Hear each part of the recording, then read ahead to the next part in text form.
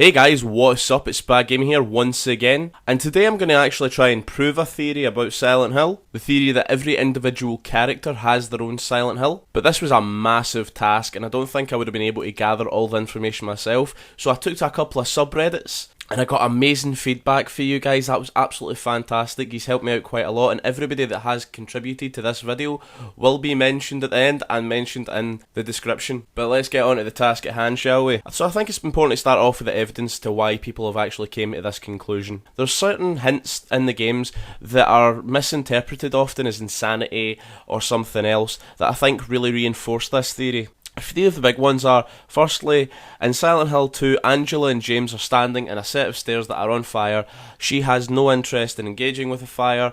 It's as if she's not even in the fire. So possibly in her own individual Silent Hill, she's not experiencing the flames. The second and most prominent one from Silent Hill 2 is the little girl Laura that we encounter occasionally throughout the game. She appears to be completely unaffected by the events and the monstrosities within Silent Hill, and she navigates it perfectly safely. And last but not least, I'll mention it again. Silent Hill 3, Vincent addresses Heather about whether these creatures that she's been killing are monsters, or whether they are people or angels or whatever he seems to see them as, because he doesn't experience Silent Hill like Heather does. But that's more of a story-driven thing. There's evidence all over the game on visual levels, on gameplay levels, and every game has an identity of its own, possibly from the fact that you're playing as a different person. Some of the most obvious signs in the games are the monsters themselves. When we look at the characters that we play as, we find that they're haunted by really specific types of creatures. The most popular evidence towards this, and the one that's talked about absolutely the most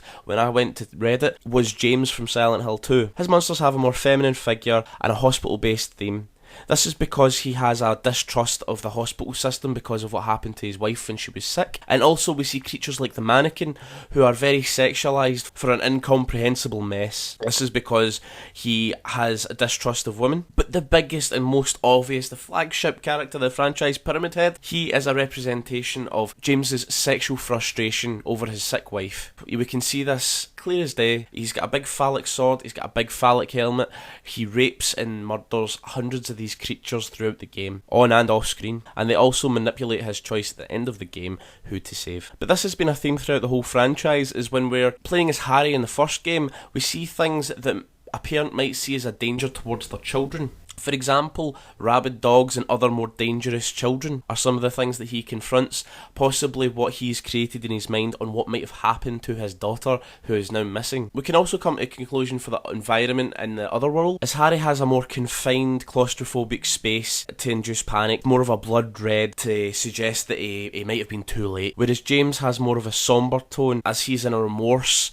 This is the events after his wife has actually died. Things are a lot calmer. We still have our horrific scenery, but it seems a lot more reserved. And with Heather being a young woman exposed to the big bad world, unprotected from her father who's now passed on, we can see that she is scared of it, like many young women are. We can see how rusted the world is, and that also reinforces a sense of imperfection that a lot of young women have an issue with, that they see within themselves and the world around them as they're slowly exposed to it. But whilst I was researching this, the big question that I had mostly was a why, and a lot of people had came to similar conclusions, and a lot of people had variations of the same theory, so I'm just going to throw together what people had thought. This is actually very similar to what I thought originally about the franchise and how it was going down. Some people had thought that Elisa from the first game was torturing people, but we know that's not the case, because she dies at the end of the first game, and the same theory could be concluded for the god, because he dies in the third game, yet the series continued. This is a good idea, but I feel like that comes more from fans of the film. But here's the most prominent theory that I think is actually the true conclusion. Some people believe that there's more of an ancient evil at work here, possibly from a Native American origin. The theory basically states that Silent Hill has a sentient evil on the land, and as settlers came in and created Silent Hill, the evil had manipulated them over generations to create this cult, and taught it how to summon it into corporeal form by telling it that it's a god and it will save humanity and it will bring tea and biscuits and cakes and all that good shit. It also states that the first Silent Hill was created as power leaked from Elisa during her pregnancy, and when she died, the evil was created in this limbo universe. However, there was a crack in this reality that let it manipulate this world without actually being part of it, a lot stronger than what it had been before. This is how it can observe and create individual people's nightmares and change the world to accommodate that as they are alone. There's also speculation that the other world is where God is trapped, that he has more power there, and that's why we see more creatures in the other world, because he's actually in that dimension and he manipulates us in and out of this crack from reality. But there wasn't a massive amount of evidence that I'd found for that. Not a lot of people had actually mentioned it.